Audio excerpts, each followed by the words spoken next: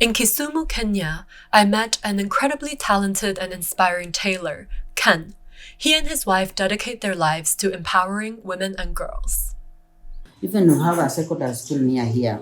Me, I always even I can identify some a girl who doesn't have even a uniform. I just make her for free. Oh, wow. I just call her, come. Huh? Your uniform is torn. You see, you can't go to school like this. We protect girls. When a girl, when she's well dressed, Right. she has that courage to do things. Right. And when she walks in a torn uniform, she will be a trap. She will be a soft target for those names. I've done it. I've done it. Even making uniforms for the just needy girls. Like my former primary school, I do visit it in Busia County.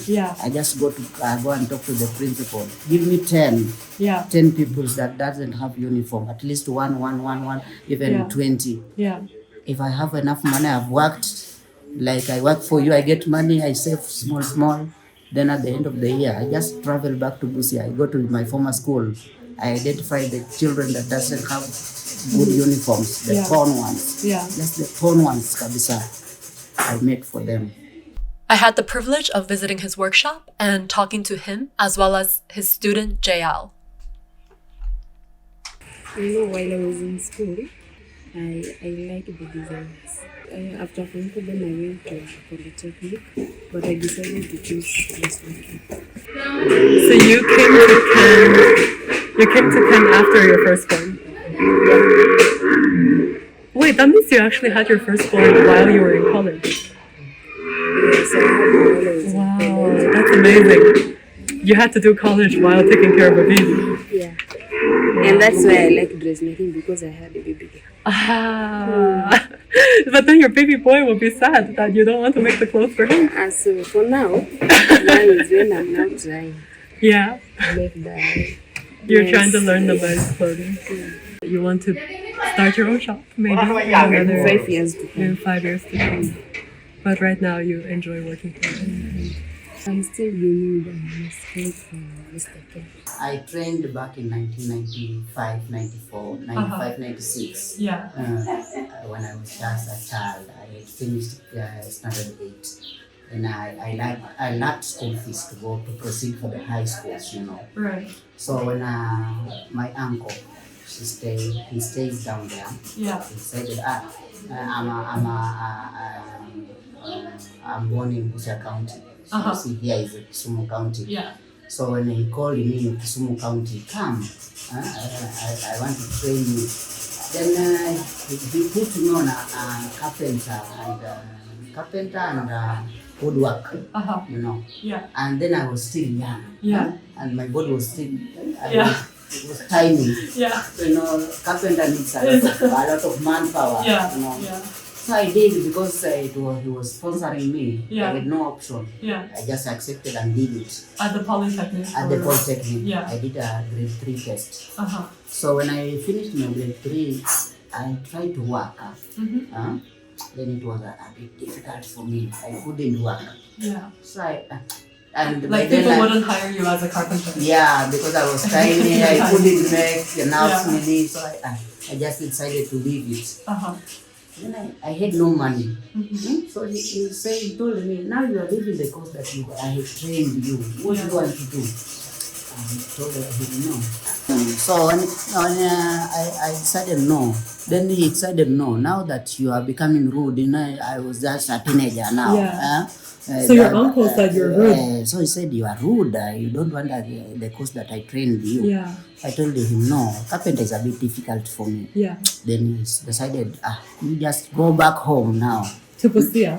Now that you don't want that course, you don't want to work, just go back home. He chased me away. So when he chased me away, I went to my grandmother. I was an orphan by then. I was an orphan. My father died recently, but my mother died long time ago. Even I didn't see her. So I was staying with my maternal. So you don't have any younger siblings? No, I'm the last born. You're the last born. I have the eldest sister, 2 sisters.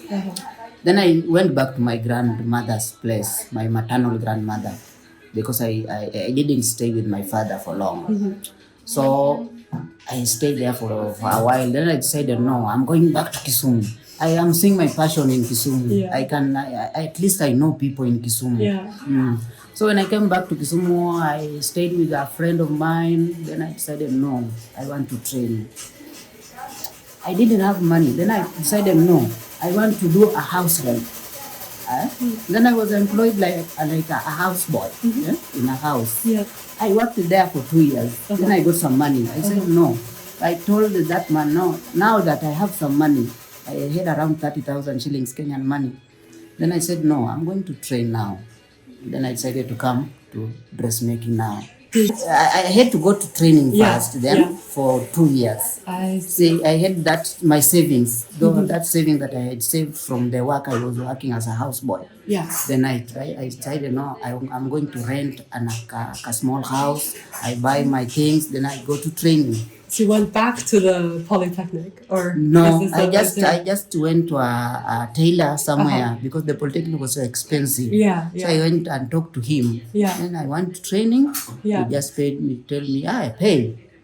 I just paid the whole amount because I had some money. Yeah. I didn't want to keep it Yeah. because I could have misused Yeah. it. So I just paid the whole amount and started to train. And I had that passion and I had a vision. Yeah. So it took me 6 months only. Oh wow. I could work. Yeah. And he started to pay me now. You're obviously very talented. Yeah. Because then you started your own shop, Yeah. and now your own shop, you have your own students. And I was just talking to JL, and she said that you actually don't ask the students to pay you. That's the way I told you, because it's something that I got it with my passion inside, and I got it with some difficulties, you see. So I decided, no, there are some young women that are suffering outside there. Yeah. As maybe she doesn't even have a bread to eat. She doesn't have even the porridge to feed for her children, Yeah. So I decided, no, this training that I have, Yeah. I believe it is a God-given talent. Yeah. Now, Yeah. now I decided to give it for free. That's just, when I heard that first, I was just, it's when amazing. when they come at first, she can come that I'll pay you, but she pays 1-2 months, then she can't proceed to pay. Yeah. And you see, she has that passion to learn. Yeah. You just say, tell her, no, you just continue, learn, then for 1 year or 6 months, I'll start to pay you bit by bit. Yeah. Everything you make, Yeah. I pay you. Everything you make, I pay you. Yeah. Like they don't, like you start paying them even just for each piece that they make. Yeah, there's a lot of work. Even ironing, I Yeah. pay because they have to buy their sanitary towels. They have to buy their personal effects, Right. Yeah. like lotions, Yeah. like making their hair. They shouldn't come here charging. Right. Buying like the shoes, the rubber shoes for working. Yeah. So even ironing, even buttoning, Yeah. Yeah. I pay. Yeah. Even when they're students. you pay. Even their students. Yeah. Because I believe maybe she can come here even without taking breakfast, Yeah. and she will need lunch. Yeah. I provide. And I see that you let the girls take their babies here too, so that they don't have to leave them at home. Yeah. That's a challenge. And there's a friend of mine, the owner of this school. You're beside the school. She helps me a lot. This is a school. The next Is that minute, a secondary? it is a Kirambi- primary. Primary. Yeah, Yes. she helps me a lot. We can discuss a lot. She's my friend. Even this premises is hers. Yeah. I don't own this one. She just gave me for free. She Wow. said, do you have that passion to help people? Yeah. I'll give you a place. Yeah, yeah. And bring your machines. I bring my machines. So I work for her. When she has a lot of work for school uniforms, Yeah. we work, then we pay the girls, Yeah, it's really nice that people care about other people in the sense that like, when she found out that you were doing this, then she gave you the space for free. She employed me to work for her in a school. Yeah. I was working with the uniforms. Then I came with that idea. Let us have these girls and train them. Yeah, Because I have that, even before I joined her, I had a workshop somewhere yeah, back in Ahero. It's a small town beside there. So I was training. I started long time ago before I moved to her place, Like I remember you said you've been training for more than 10 years. Yeah. There's some. I started training in 2002. So 20 years. Which is almost 20 years. Yeah. Because my eldest daughter is around 19 years, and I started training when she was young. I just take only the girls, and I know why I take the girls. The reason is I want to empower them. I just tell them, when your child is 6 months old, just come with him or her. Yeah. We will just babysit here. Yeah. She works, she breastfeeds her, she gives her porridge, then the work continues. My vision is big, but here I'm restricted because it's on my premises, you know. And if I can get a bigger place, I have that passion of even hairdressing and catering. Those courses that can empower girls so that they can be empowered and get their money early enough. And you said you wanted to empower not just married women who want to come back to work, but also students who maybe like drop out of school. Even the school dropouts, like those school dropouts in class 8, they don't proceed to the high schools. Those are my main targets, because they proceed, they engage in some issues that can give them diseases like HIV. Like Kenyan men, they like I'll sleep with you, then give you a tip. That endangers them. They don't have that. If a girl doesn't have that power to provide for herself, she'll just fall in that trap. She'll think it's love. She'll think it's love, but he's just using her. So when they come here, I counsel them, I talk to them. I'm not a professional counselor, but there's God that gave me those wisdom. I just counsel them, I talk to them slowly by slowly.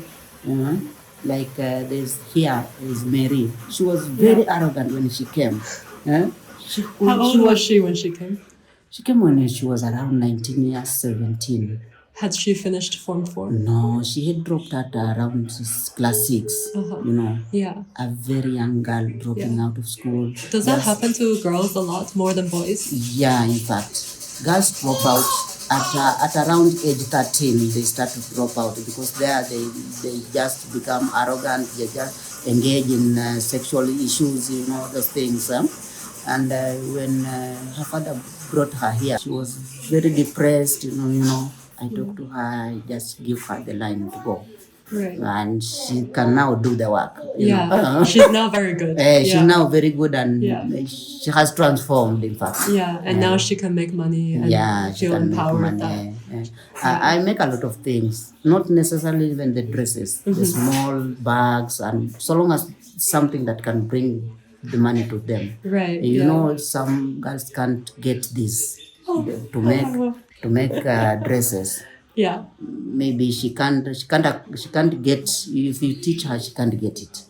So she can do other things that can give her. Like the small purses. The small parcels. Pillowcases, curtains. Pillowcases, the curtains, those things. When I'm here with her for around 1 year, I see she can learn to make this. This one is difficult for her. Then I switch. And you said that if you had infinite space, your vision would be to... My vision will be too big because I want to start a hairdressing course. I'm not a professional hairdresser, but I can engage somebody who is a professional. And doing shaving the hair. In Kenya, it's called kinyozi. Shaving the hair. So you're doing very well. I heard from Nida that you have contracts from a lot of places. I can't deny. I get them. I get them. But I told my wife, we share the same vision. At least we can stay without a house, but let us help people. Let me help that person that doesn't have. And how can, like, if somebody shares the same vision as you, how can they join you, or how can they help you help people? Now that I don't have an organization, I'm just a single person doing my things here. And if we can open up Then we get I get my own premises. I get my own piece of parcel. Then we build a nice workshop, a nice training center. Just a training center to accommodate at least a bigger number. If there's a hairdresser or a tailor who can do this thing, the better. And I believe there are some people, but now they are not exposed. Like me here, I'm not so much exposed, but my good work, it's felt down here.